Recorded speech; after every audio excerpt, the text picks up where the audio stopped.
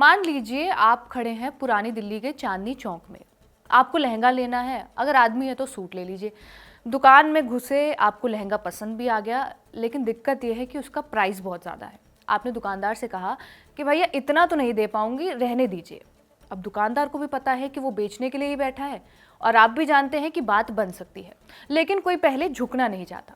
आपने अपनाया वही पुराना तरीका, 10 कदम आगे बढ़ जाओ, दुकानदार खुद आवाज देकर बुलाएगा। पॉइंट ये है कि जब तक दुकानदार को ये नहीं लगेगा कि तुम सच में जाने वाले हो, तब तक वो प्राइस नीचे नहीं लाएगा। अब चांदनी चौक में होंगे तो बार्गेनिंग फिर भी हो जाएगी, लेकिन अमेरिका और ईरान ये मोल भाव कर नहीं पा रहा है। ईरान और अमेरिका दोनों अड़े हुए हैं कि उन्हें डील नहीं चाहिए, किसी को कोई जल्दी नहीं है, दोनों को नुकसान भी हो रहा है, लेकिन कोई मानने को तैयार नहीं है, कोई झुकना नहीं चाहता। आज यानी 22 अप्रैल को ईरान और अमेरिका के डेलीगेशन के बीच इस्लामाबाद में दूसरे राउंड की बातचीत होनी थी। ईरान ने इस बातचीत के प्रपोजल को रिजेक्ट कर दिया था, लेकिन अमेरिका के उपराष्ट्रपति JD वैंस बातचीत के लिए इस्लामाबाद जाने वाले थे। खुद ट्रंप ने इस बात को कंफर्म किया था, लेकिन 22 अप्रैल को डेडलाइन खत्म होने से ठीक कुछ घंटे पहले ना ही JD वैंस को इस्लामाबाद लेकर जाने वाला प्लेन टेक ऑफ हुआ और ना ही ट्रंप की ओर से ईरान को बम से उड़ाने की धमकी मिली। आया एक ट्रूथ सोशल पोस्ट जो था सीज फायर को और समय के लिए बढ़ाने का। ट्रंप ने इस पोस्ट में लिखा कि फील्ड मार्शल आसिम मुनीर और पाकिस्तानी PM शहबाज शरीफ के कहने पर अमेरिका ने ईरान पर हमला अभी के लिए रोक दिया है।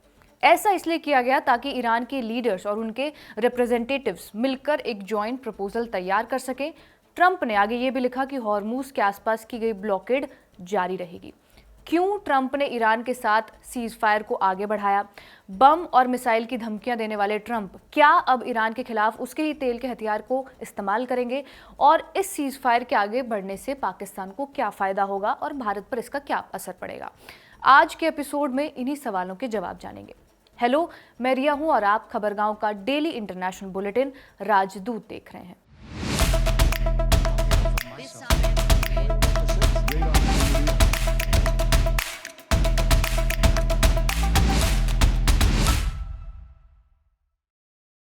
22 अप्रैल को होने वाली बातचीत के लिए इस्लामाबाद पूरी तरीके से तैयार था।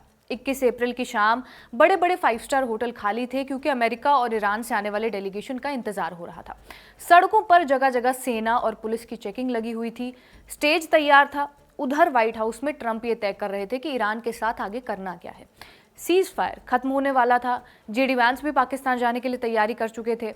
उनके लिए एयरफोर्स 1 जॉइंट बेस एंड्रूज पर खड़ा था। दिक्कत ये थी कि ईरान की तरफ से कोई जवाब ही नहीं आ रहा था उन शर्तों का जो अमेरिका ने अपने प्रपोजल में ईरान को कुछ दिन पहले भेजी थी। ट्रंप ने अपने कैबिनेट के साथ मीटिंग की, लेकिन तब तक भी ईरान की तरफ से कोई जवाब नहीं आया। CNN की रिपोर्ट के मुताबिक अमेरिका ने फील्ड मार्शल आसिम मुनीर से भी कहा था कि कम से कम ईरान से कोई जवाब दिलवाने की वो कोशिश करे, लेकिन ऐसा हुआ नहीं। ईरान की तरफ से जवाब क्यों नहीं आ रहा? अमेरिकी सोर्सेज के मुताबिक ईरान की लीडरशिप में मतभेद चल रहे हैं। ट्रंप खुद कह रहे हैं कि ईरान की लीडरशिप फ्रैक्चर्ड है। सुप्रीम लीडर मुश्तबा खामेनेई क्या ईरान के लीडर्स को कोई ऑर्डर दे रहे हैं या फिर नहीं, ये बात भी कुछ क्लियर नहीं है। लिहाजा जवाब नहीं आने के बाद ट्रंप ने इस बार धमकी देने की बजाय सीज फायर को 2 हफ्ते के लिए बढ़ा दिया। क्या ईरान के अधिकारियों को इस फैसले से किसी तरह का फर्क पड़ा?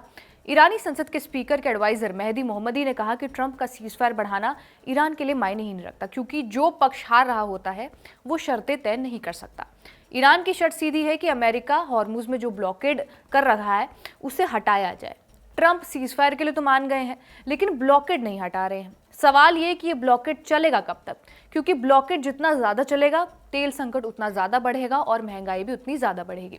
महंगाई खुद ट्रंप के लिए परेशानी का सबब बनी हुई है, तो ब्लॉकेड से ट्रंप आखिर हासिल क्या करना चाहते हैं? पहली नज़र में जान पड़ता है कि ये ट्रंप की ईरान पर दबाव बढ़ाने की कोशिश है। अमेरिका ने ईरान की न्यूक्लियर फैसिलिटी को निशाना बनाया, उसकी नेवी को कमज़ोर किया, लीडरशिप को ख़त्म किया, फिर भी ईरान झुका नहीं। खार्ग आइलैंड पर कब्जे की बातें चली, लेकिन अमेरिका ने खार्ग पर कब्जा नहीं किया। ट्रंप फिलहाल जमीन पर आर्मी उतारने की हालत में नहीं है। अमेरिका में उन्हें जमकर विरोध सहना पड़ रहा है। सेना उतारी तो ये विरोध और भी ज्यादा बढ़ेगा। ऐसे में ट्रंप के पास क्या रास्ता बचा है? एक कि ईरान की शर्त मान ले। ट्रंप का मिजाज ये बताता है कि वो चाहे हार जाएं, लेकिन वो हार मानने वालों में से नहीं है। 2020 का अमेरिकी चुनाव जो बाइडेन ने जीता, 6 साल बीत चुके हैं, लेकिन ट्रंप आज भी ये कहते हैं कि चुनाव वो ही जीते थे। धोखाधड़ी से बाइडेन को जिता दिया गया। बकायदा ट्रंप प्रशासन में जितने नौकरशाहों या जजों की भर्ती हुई है, वो तक अमेरिकी सेनेट के सामने ये मानने को तैयार नहीं हुए कि ट्रंप 2020 का चुनाव हारे। ट्रंप के समर्थन का यही सबसे बड़ा क्राइटेरिया है। आप नहीं कह सकते कि 2020 का चुनाव ट्रंप हारे। अब ट्रंप जब अपने देश में हुए चुनाव में हार मिलने के बावजूद हार मानने को तैयार नहीं हुए, तो दुनिया के सामने वो ईरान से हार कैसे बर्दाश्त करेंगे? इसका मतलब ईरान की शर्तें मानना अभी ट्रंप के लिए मुमकिन नहीं है। ऐसे में बचता है एक ही रास्ता, ऑपरेशन फ्यूरी को इकोनॉमिक फ्यूरी में बदल दिया जाए। ब्लॉकेड के जरिए ट्रंप क्या हासिल करना चाहते हैं, इसे ऐसे समझिए। ईरान के पोर्ट्स पर अमेरिकी ब्लॉकेड से हुआ ये है कि ना तो ईरान बाहर से सामान मंगवा पा रहा है और ना ही अपना तेल बाहर भेज पा रहा है। नतीजा ये है कि ईरान के खार्ग आइलैंड पर तेल जमा होता जा रहा है।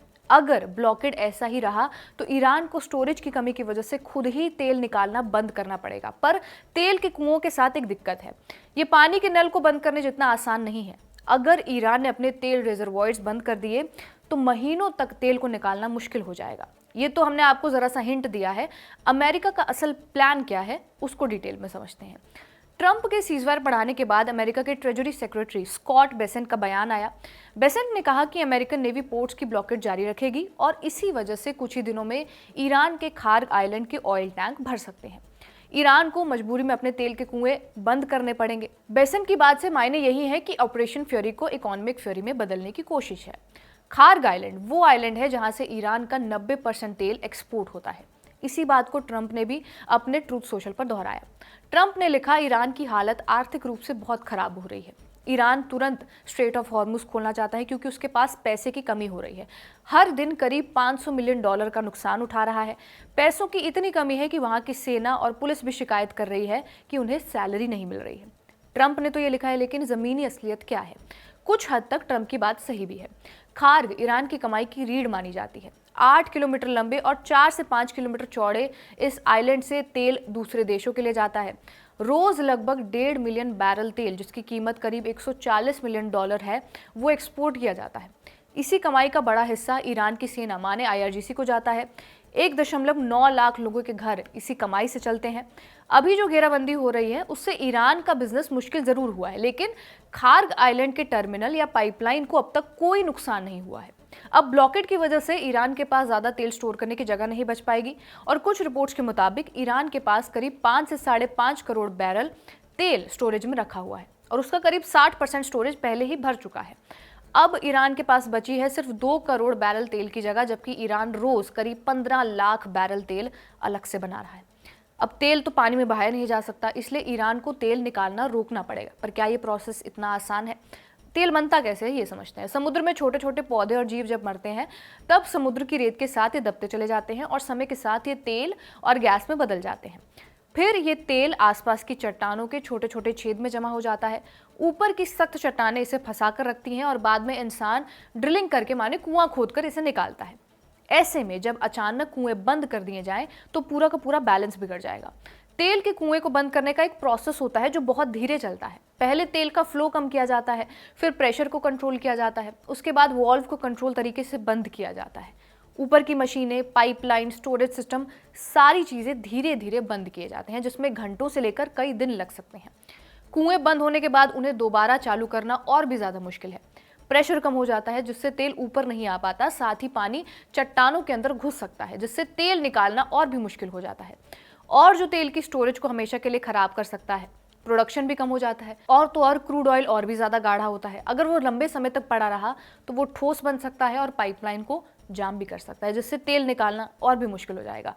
ऐसे में अगर ईरान को अपने कुएं बंद करने पड़े तो ये सिर्फ एक देश की समस्या नहीं होगी, बल्कि पूरी दुनिया के तेल सप्लाई और कीमतों पर इसका असर पड़ेगा और ईरान की सेना पर भी इसका असर पड़ेगा। अभी जो आपने सुना, ट्रंप इसी इक्वेशन पर भरोसा कर रहे हैं। भले ही ईरान की मिलिट्री एक आइडियोलॉजी पर बनी हो, लेकिन जब उसकी कमाई पर बात आएगी तो ईरान अपना रवैया बदल सकता है। ईरान की सरकार तो किसी तरह इस युद्ध में टिक सकती है, लेकिन उसकी इकोनॉमी नहीं बच पाएगी। पहले से ही वहाँ हालात खराब थे, लोगों ने विरोध भी किया जिसे सख्ती से दबा दिया गया। अब हालात और खराब हो रहे हैं। आए दिन ईरानी जनता सोशल मीडिया पर नौकरी जाने की बातें कर रही है, दवाइयों की कमी बता रही है। सीधी बात यह है कि अगर सरकार ये सब झेल भी लेती है तो इसकी कीमत आम जनता को चुकानी पड़ेगी और रिजीम चाहे जितनी भी पावरफुल हो, एक हद से ज़्यादा अगर लोगों का गुस्सा चढ़ा तो उनके लिए ये बड़ी मुश्किलें खड़ी कर सकता है। Expert Eli Wise New York Times को बताते हैं कि ईरान की सरकार को लोगों की परेशानी से ज़्यादा अपनी सत्ता बचाने की चिंता है। उनके मुताबिक ईरान इसे अमेरिका के साथ सीधी बड़ी लड़ाई मान रहा है, इसलिए वो आसानी से पीछे हटने वाला नहीं है, चाहे लोगों को कितना भी नुकसान क्यों ना हो। ऐसे में अमेरिका के पास सिर्फ 2 टारगेट बचे हैं, खार्ग आइलैंड का तेल लोडिंग सिस्टम और समुद्र में रखा तेल स्टॉक, जो सीधे ईरान की कमाई पर दबाव डाल सकता है। ईरान पर अमेरिका दबाव बनाना चाहता है। वहीं ईरान का मानना है कि हॉर्मुज का पत्ता अभी अपने हाथ में है, जो करना है अभी करना है, इसलिए ईरान भी टस से मस होने को तैयार नहीं है। ईरान और अमेरिका के बीच चल रही इस हाँ ना में वो देश जो सबसे ज्यादा बेचैन है वो है पाकिस्तान। ईरान अमेरिका टॉक से पाकिस्तान को जो अहमियत मिली है, जो शायद ही दोबारा कभी किसी को नसीब होगी, इसलिए पाकिस्तान पुरजोर कोशिश में है कि इस्लामाबाद में एक और बुफे तो लग ही जाएगा। यूं पाकिस्तान की खुद की स्थिति इस युद्ध से प्रभावित हुई है। तेल और गैस की किल्लत वहां भी है। पीएसएल अभी भाई खाली स्टेडियम में हो रहा है। ऊपर से लाखों पाकिस्तानी खाड़ी देशों में काम करते हैं और पैसा भी भेजते हैं, जो उनकी इकोनॉमी के लिए बहुत जरूरी है।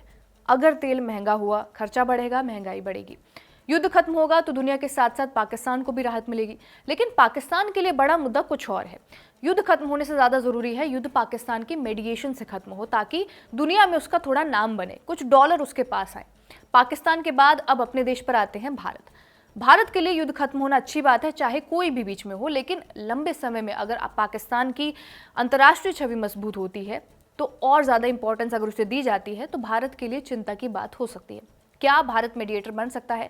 डिफेंस मिनिस्टर राजनाथ सिंह से जर्मनी में जब ये सवाल पूछा गया तो उन्होंने इसका जवाब दिया। उन्होंने कहा कि अगर जरूरत पड़ी तो भारत भविष्य में ऐसे अंतर्राष्ट्रीय विवादों को सुलझाने में बड़ी भूमिका निभा सकता है, खासकर वेस्ट एशिया जैसे मामलों में। उन्होंने ये भी कहा कि अगर कोई पड़ोसी फिर से परेशानी पैदा करने की कोशिश करेगा तो भारत चुप नहीं बैठेगा। भारत के सभी पड़ोसी ठीक हैं, बस एक देश है जो परेशानी खड़ा करता रहता है। पाकिस्तान एक फैक्टर हो सकता है, लेकिन फिलहाल भारत के लिए सबसे बड़ी समस्या है एनर्जी सिक्योरिटी। गल्फ देशों के बाद जिस देश पर इस युद्ध का सबसे ज्यादा असर पड़ा है वो इंडिया ही है। हॉर्मुज से निकलने वाले जहाजों को लगातार निशाना बनाया जा रहा है। पिछले दिनों भारत आ रहे 2 शिप्स पर ईरान की तरफ से फायरिंग की गई, जिनमें से एक को नुकसान भी पहुंचा। तब ईरान के एम्बेसडर को तलब किया गया था। आज दिन में भी आईआरजीसी ने स्ट्रेट ऑफ हॉर्मुज में 2 जहाज़ों को पकड़ा है। शिपिंग डेटा के मुताबिक इनमें से एक जहाज एपेमिनोडास है, जो लाइबेरिया के झंडे वाला कंटेनर शिप है। ये जहाज भी भारत ही आ रहा था। आईआरजीसी के बयान के मुताबिक दोनों जहाज नियमों का उल्लंघन कर रहे थे, इसलिए उन्हें रोका गया और ईरान के तट की ओर इन्हें ले जाया गया। दूसरा जहाज MSC फ्रांसिस्का है, जो पनामा के झंडे वाला कंटेनर शिप है और ये श्रीलंका की हम्बनटोटा जा रहा था। आईआरजीसी का कहना यह है कि इन जहाज़ों के पास ज़रूरी परमिट नहीं थे और उन्होंने नेविगेशन सिस्टम के साथ भी छेड़खानी की, जिससे समुद्री सुरक्षा को खतरा हुआ। आईआरजीसी ये भी कह रहा है कि वो स्ट्रेट ऑफ हॉर्मुज पर पूरी नज़र रखे हुए है और वहां से गुजरने वाले हर जहाज़ की निगरानी की जाती है। उन्होंने वार्निंग दी है कि अगर कोई भी जहाज़ उनके रूल्स के खिलाफ जाएगा या रास्ते की सुरक्षा को खतरे में डालेगा तो उसके खिलाफ सख्त और कानूनी कार्रवाई की जाएगी। एपेमिनोडास जहाज दुबई के जैबल अली से गुजरात के मुंद्रा पोर्ट की ओर जा रहा था, तभी उसे बीच में रोका गया था। अंत में चीन से जुड़ी एक बड़ी अपडेट बताते हैं। चीन ने अमेरिका के आरोपों का जवाब दिया है। चीन का एक जहाज ओमान की खाड़ी में अमेरिका ने पकड़ा था और ट्रंप के मुताबिक इस जहाज में ईरान के लिए तोहफा था, मिसाइल बनाने वाली केमिकल्स। ट्रंप के इस बयान से पहले अमेरिकन डिप्लोमेट निकी हेली ने भी कहा था कि यह जहाज चीन से ईरान जा रहा था और इसमें मिसाइल बनाने वाला सामान जुड़ा हो सकता है। इस पर जवाब देते हुए चीन के विदेश मंत्रालय के प्रवक्ता गुओ जियाकुन ने कहा कि वो जहाज एक विदेशी कंटेनर शिप था और चीन का उससे कोई लेना देना नहीं है। उन्होंने ये भी कहा कि चीन ऐसे बेबुनियाद आरोपों और गलत जोड़ तोड़ का विरोध करता है। एक जिम्मेदार देश के तौर पर चीन हमेशा अपने अंतर्राष्ट्रीय नियमों का पालन करता है। ये थी जंग से जुड़ी अपडेट्स। आज का शो यहीं खत्म हुआ। इस शो को रिकॉर्ड किया है हमारे साथी तौफीक ने। आपको ये शो कैसा लगा हमें कमेंट करके जरूर बताएं। बाकी देखते रहिए खबरगांव। शुक्रिया।